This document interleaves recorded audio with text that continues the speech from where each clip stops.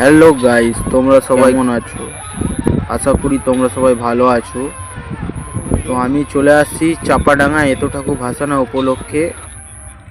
এত ঠাকুর ভাসানোর উপলক্ষে যে বক্সের কম্পিটিশান হচ্ছিল চাপাডাঙ্গা ব্রিজের নিচে, তো তার মধ্যে ভালো ফিল্ডে বাজিয়েছিল সাউন্ড সার্ভিস।